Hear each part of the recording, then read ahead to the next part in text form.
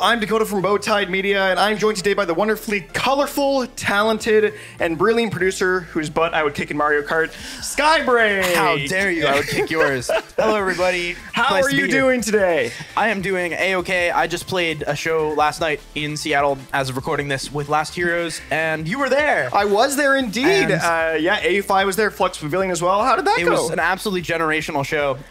Flux Pavilion obviously is like the first gen of Americanized bro step, so that's a big honor to be a part of that lineup. And then AU5 is kind of like a second gen, you know, Monster Cat artist, and then I'm honored to be that third gen rep I in this love lineup. that. I didn't really recognize it that was- until now. It was pretty sick. But I am absolutely pooped today from Yeah. it. So you guys are getting my last little bits of energy. But Amazing. happy Well- to give them here. Thankful you're giving them here. So tell us about some maybe things you could tease out for us maybe a little bit. Wait, can you give us a little teaser of something you maybe have played that night? Okay, so one of the tunes that I played in the set was this unreleased track of mine called, I guess I'll leak the title, it won't hurt that much. It's called Star Cannon. Okay. And the idea of the tune was to make a sort of color-based Hamdy thing. So I went to Hamdy at Rampage Open Air 2023. Okay. Kind of very last second, actually. My friends were all like, yo, we got to go to this. Like, this guy's releasing music, and is about to absolutely pop off with the tunes that he's got stacked under his belt. And I was like, okay, like, whatever. The songs I knew from him, I think I knew like 2, and they were like fun, but I was like not fully obliged to go to one of his sets. But I pulled up and it ended up being not only my favorite set of the weekend, but like top 3 most inspirational sets I've ever been to. The way that the groove and the like viscerality of the sound design interacted was unlike anything I've ever heard. So Star Cannon was like right after I came home from Rampage, I just cranked to work on it. I was like, what if we combined elements of this color-based style with that Hamdy thing? And ended up committing to a very subtle theme. The main bass patch was my attempt to, I don't know why I'm describing so much of the song. None of you know how it sounds. Or if you We do, will in you context do, thanks. eventually. But the main sounds patch was inspired by the Terraria Mana Star sound. So whenever you get, how do I describe it? So if you choose like a magic class, you can use these magic weapons, and in order to power them, you need to have these mana stars, which replenish your magic ability or whatever, and they gradually regenerate over time, and you can like absolutely buff up on them on different buffs that speed up the rate of which you can replenish. But anyway, whenever you hold up your star to get more mana immediately, it makes this little ding shing noise. So I was like, I don't know why. I just thought it would be fun to like make a song around that general sort of sound. I think I sample it for the high end of the patch, like just the song sounds straight up. But I also tried to remake it, and yeah. So picture that over garage beats. I would love to hear some of your producer fans attempts to make that of what they think it sounds like. Actually, challenge. I think that'd be a fun challenge to describe it. That's actually a good idea for just a video in general of describing a song and let a bunch of people try to do it. That's a fantastic idea. Oh my god. Okay. We should do that. We'll break that for later. Maybe we can collab on something later about that. I suppose we already willed it out into the universe. So, exactly. Yeah, I would like to hear some bootleg Skybreak Star Cannons before anyone knows how it that would be sounds. fun. But anyway, went off. It was fun. Yeah. In terms of recent releases, though, at the time of this recording, your most recent track was Terminal with Space Yeti, which was your debut music video. Yes, that was quite a How process. did that go? You guys are in an airport, or is it actually an airport? Like, yes. you didn't actually go to an airport. We did it legit. It was. I'm curious. Did you have to like book tickets then for a plane? Like, because you weren't. Were you just allowed to go in? Like, how did that work? It was a whole massive process. Tell us. Honestly. Give us the behind the scenes. So the whole music video started because my manager, who's over there somewhere, out of frame. Whoa, pun intended. He suggested, because me and Space Yeti had made this song all about airports and air travel, and the main melody is that sort of airport chimey thing. We're like, what if we made a music video for this in an airport where you guys were like late to your flight? And we're like, yeah. And we're like, wait, that's actually sounds vaguely doable. So boy, were we wrong. So not many airports get very thrilled when you film in them. Yeah, I was can surprised imagine. we got permission at all. So we were like researching them. We tried, I think Columbus Airport originally we were going to film at after Lost Lands 2023, but we just couldn't get the form submitted in time. I don't remember what was going on, but we were too busy. So we had the idea to run and gun it, like, you know, book out of like, I don't know, Denver Airport, for example, and book a flight like 20 miles away for like $15 and then just not get on it. But we opted to go the legitimate way. So We got in contact with the Denver media team. They were the only ones that like legally allowed us to film after TSA. Okay. Which was pretty integral for the plot of the story. Yeah, I guess. absolutely. But yeah, I mean, we filmed there. It went. Our photographer's gimbal broke halfway through, which was not a fun experience. No. So I'm very happy I'm very happy that ultimately. Since it's a lot more of a chaotic vibe to the music video, those handheld shots kind of work. But we wanted some like static ones, but I don't know, the like it was the stabilization device on the gimbal that just started completely derping out. Interesting. So whatever. But it was quite a process. Filming a music video in a area as secure and protected as that was quite a logistical battle. And I think for the next one, I'll just find some field to save a lot of money and time. But yeah, I think I'm ultimately stoked about the result. The community seems super happy about it as well. It looks great. I love it. Can't complain. Amazing. Yeah. Okay, I'd love to move on to a segment that is near and dear to me that you have been prepped for as we have been hanging out the last little bit. The grid challenge, the Skybreak grid challenge. So the way this works is I'm going to give you a grid here, and you're going to have to name your own songs that match up with each of the columns and rows categories. You think you're ready for this? Okay, I'll try my best. Let's see how it goes. Okay, here we go. This is the Skybreak grid. So let's do top left first. A Monster Cat song that is also a collab. I feel like a lot of them are collabs, aren't they? Yes. Which one would you like to pick for this category? Oh, man. All right, let's... Oh, so I can, like, there's multiple answers, possibly. Oh, yeah. I have all the answers right here. Monster Cat collab, Temonite, and Skybreak Accelerate. Great, amazing. Top right, Monster Cat song from 2023. I mean, I guess that's qualifies both. Let's go Lightbringer. Oh, yeah. I know what you're and then on an EP, Monster collab, bottom left. Okay, on an EP, collab, bottom left, Moonglow with Caval. Great. Why not? Fantastic. And then this is the tricky one. I will say this is definitely the tricky one. Bottom right, on an EP from 2023. So you didn't necessarily release an EP in 2023. Steal That Shine featuring Pretty Much. Okay, way to go. You got it. You question my knowledge of my own discography. You got it. To be fair, I feel like Lightbringer was 2022, but I might be crazy. No, it was April 7th, 2023. You remember exactly? Let's see exactly. Well, dude, when you get on your childhood dream label for the first time, that's a date that's never going to leave your cranium, you know? Yeah. So, yeah, April 7th, 2023. Wow, way to go. I know. I was also the first date of my Etherborn tour with Chime. So it was just a very big day. That one's dialed in the memory. We played at this venue in Portland that night. I don't remember the show very well, but I imagine it went pretty well. Great. Yeah. Fantastic. Way to go. You did it pretty easily. It's pretty handedly.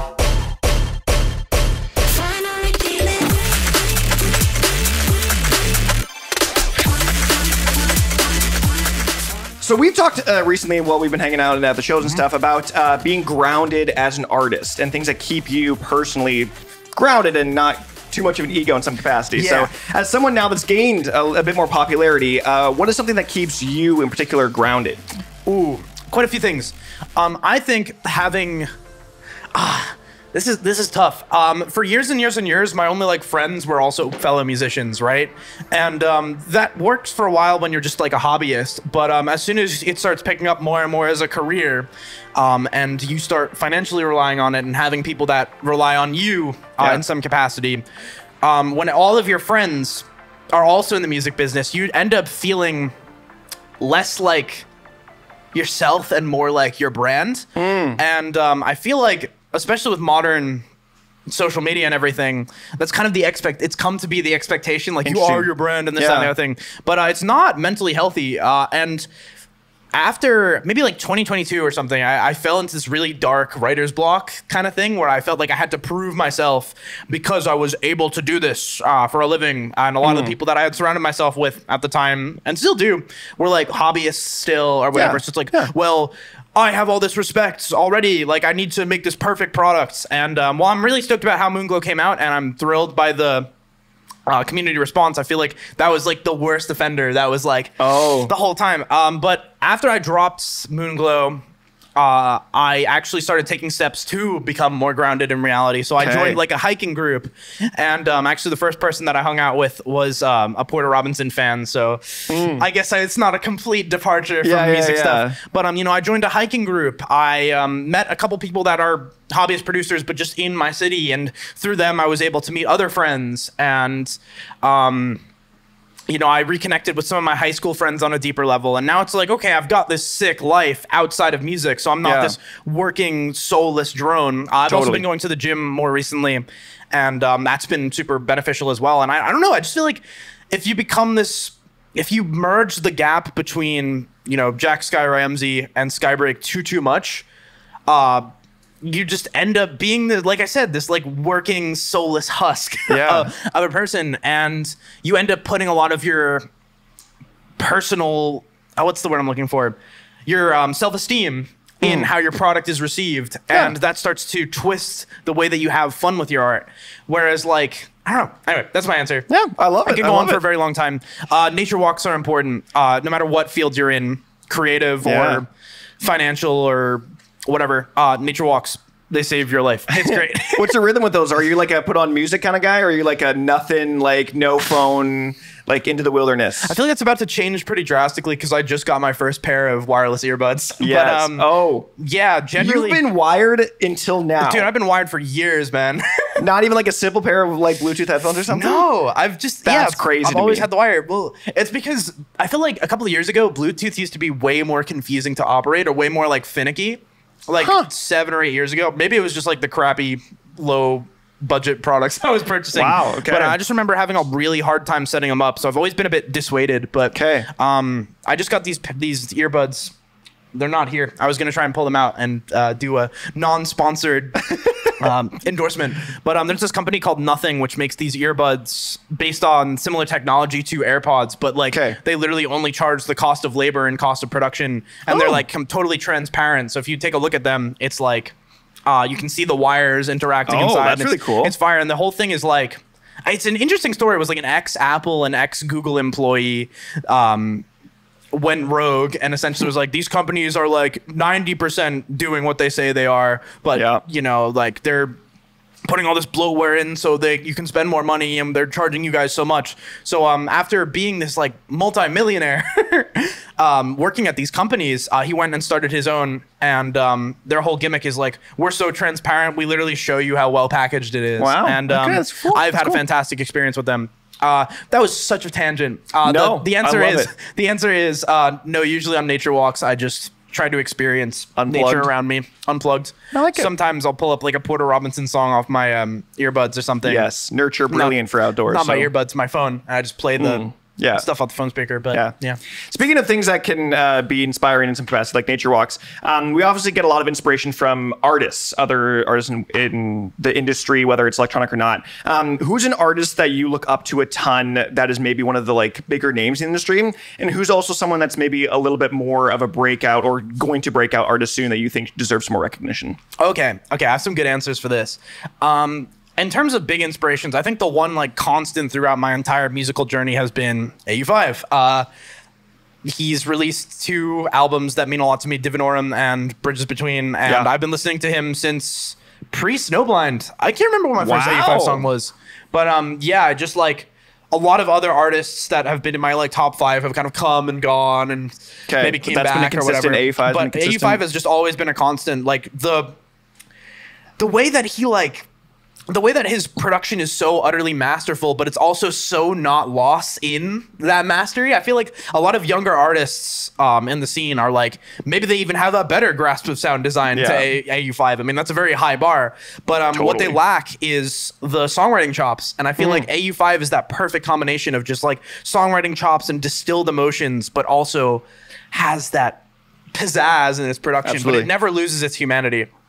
So that's AU5. Okay, then who's an artist that maybe needs more recognition? Smaller artists. This is tough. I feel like I can shout out just anyone in the world. The person that's on my mind right now is Silkro, who's very small at the moment. He's been helping me out a lot with the art direction for my upcoming like next project-y thing that I don't want to spoil too much about. Okay. But he has such a diverse, it's quite a small discography, but it's all diverse and it's all incredible. And he just, I went to the ISO and Knock 2 show in Brooklyn under the K Bridge, and I had heard one of his songs called Take Me Down. I just had a live show once and I Shazammed. I'm like, yo, this is sick as heck. But I was not familiar with his discography or anything. But we pull up to the show early to catch his set because it's like, whatever, it's cool. And it ended up being one of the most creative bass music sets I've ever been to. Wow, like, sincerely, every song hit. And he gets on the mic. He's like, this is my first show ever. I just tried to pull up a second mic on top of the mic I already got. He's like, this is my first show ever. I'm like, no way. Like, this kid is going to be freaking gigantic at some point. And so, I don't know. I've just been studying his music a lot because he's similar to AU5. He's got like an incredible style of production, but it's not that like insane flowery like multi-textural thing. It's just like his drums punch a certain way. All his songs have this humanity, this groove, and it's fantastic. Amazing. And then the other person I want to shout out really quickly, because I was a long tangent on Silk is Space Yeti. Space Yeti is profoundly underrated. I genuinely think he is destined for big things. Just needs to keep making music, putting it out there. So yeah, I guess Space Yeti and Silk would be my 2 picks at the moment for artists that are inspiring me a lot. Cool. Topic we've talked about a little bit in the past has been video games. Whether it comes from inspiration or just for pleasure, just for fun. If you were to say a top like #1 video game in terms of gameplay, and then one for storytelling. Okay, separating them. That's interesting. Yes. I was about to just be like, bam. Yeah. This Celeste is probably my favorite one for story. I think. I think if I had to delegate to 2, I do love the gameplay of it, but it can't be both. Celeste can be both. Yeah, Celeste can be both. Personally, I mean, I think Celeste was the first time I consciously remember a body of work moving me to that level. Like, obviously, you know, you grow up and you watch movies and this, that, and the other thing. It's like, oh, this Pixar movie made me cry or whatever. Or, you know, I played plenty of Mario Kart and Zelda, and it's like, oh, these dungeons are sick. These are aesthetics that are, like, inspiring me or whatever. But Celeste was the first media that I'd ever consumed that truly, like, there was a life before I played it and a life after. Like, I had never seen relatable topics like self-doubt and anxiety and this, that, and the other thing displayed in such a forgiving way, you know? And so that's why I've got this on my body. I mean, I swear it wasn't the last minute decision that was dumb or whatever. But I just think even if one day I wake up, I'm like, man, Celeste fucking sucks. Like, this game is whack. It's like, I'll always remember that feeling of, I think it was chapter 6 reflection where it really hit, of just like, whoa, this is moving me in a way that no piece of art ever has. So it's a constant reminder that I can do that for someone else with my music. Yeah. So Celeste is for storytelling. In terms of gameplay, probably Breath of the Wild. I feel like it's such a basic answer, but it's got everything, you know? It's got fire mini games. Tears of the Kingdom or Breath of the Wild? Like, is it the OG or is it like the... Oh, it's tough. I think Breath of the Wild is a better packaged experience. I think Tears of the Kingdom is a lot more. I think I really enjoyed the mystery of the depths and the aesthetics of that, and flying around and all the crazy stuff you can do with it. And I do appreciate that it is immensely long, but I feel like Breath of the Wild is a lot more of a contained experience. Yeah, you can I would play agree very much so. It's a lot more replayable without, oh, we have to be in for this 150-hour slog or whatever. Yeah, I would agree. So, yeah, but I don't know. It's so versatile. The exploring is lovely. The graphics are lovely. The combat's a lot of fun. I know a lot of people don't love the dungeons, but I feel like at least the Lightning Temple was pretty memorable. Okay. The callbacks to the rest of the series, it's fantastic. It's a work of art. Like, it's a great game. There's nothing I can really say that's absolutely not already been said about it. But. Great.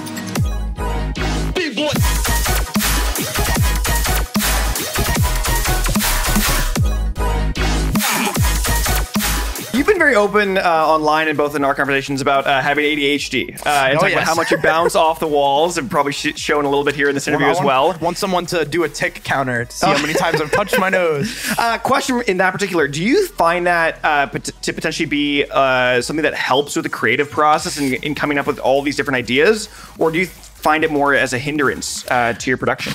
I think it's a blessing and a curse. I think when I'm into something, it encapsulates my entire reality in a way that's like unexplainable. Oh, like so hyper focused on something. When I was writing like Moonglow, for example, it's like I was so focused on it just inherently that I'd look around in video games and art and life for things that were like cavernous or mossy or crystalline and stuff, and it would stick out to me and inspire me in a certain way. So and I can't help it. When I'm excited about something, I'm over the moon. You know, like this next project, which I don't want to spoil much about, but I just see the world through the project's lens. I almost leaked the title.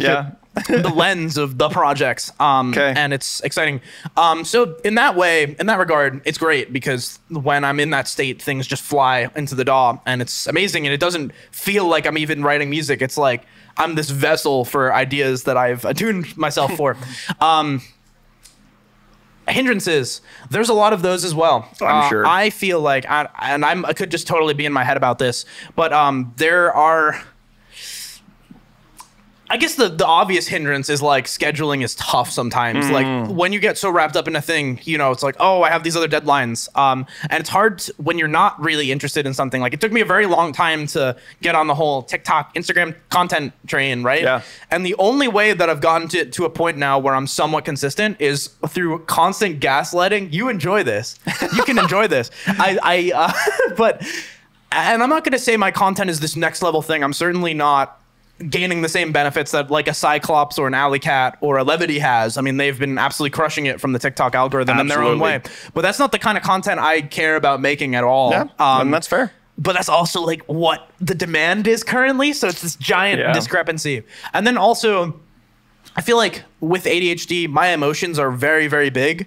Like they just are, which is sick for art making because when something happens, you can write a lot of songs about it. It's nice. It's nice. But when you're at like a show and your emotions are super high and the adrenaline's super crazy and then you have to interact with people, it's a bit tough to do that, to make that jump down. I could go on all day about it. Okay, well, for now, let's tap into that ADHD a little bit. So what we're going to do is I'm going to give you a bunch of song descriptors. So, like, for example, a song that, like, gives you goosebumps. And you're going to have to name the first thing that comes to your mind. I'm going to give you 10 of them. And essentially, we're going to make a mini playlist here. We're going to call it Skybreak Suggests, okay? So, suggest, yeah. So, I'm just going to give you a description of a song, and you just got to, the first thing that comes to your mind. You ready for it? Okay. The grand opener. Dream Lantern by Radwimps. Okay. The one that makes you cry. Is There Really No Happiness by Porter Robinson. Okay. The classic. Noise Storm Breakdown VIP. Yes. The most underrated.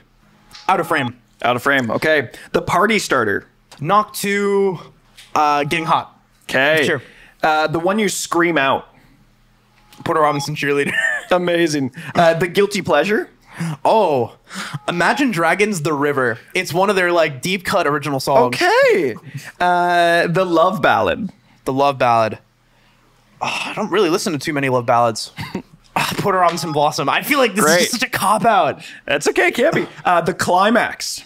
AU5 and Donna Kim, What You've Done. Okay. Drop 2 specifically. Okay, and finally the show closer. Clear Sky. Amazing.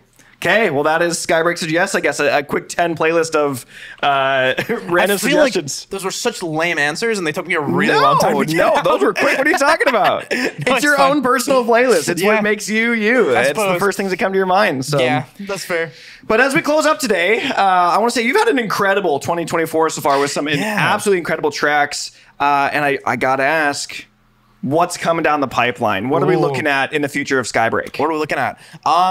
Well, I feel like I've expressed a lot of what I wanted to say with color based at this point. So I'm going to be moving into like more genre fusions and genres I've never made before that I can like turn into Skybreaky matter. I think that's in the near future. I've got a couple of dream big collabs that are in the wrapping up stages right now. So that's gonna be really cool. That's exciting. And I don't know when this is dropping, but I have this remix of Broken Things by Midnight Kids, which absolutely love. It's one of my favorite songs I've ever made, and it's a remix. It's weird. It was just like, hey, you want to do this? Sure. And I heard the song, and I was like, this acapella is dope. But what my brain was able to conjure around the vocal was frankly fantastic. I love the way the tune progresses. Amazing. It's sick. It's just good. Wish it was an original. But unfortunately, Kyle, Midnight Kids, and Linny are fantastic songwriters. Maybe I need to work with both of them. Maybe that's in my future.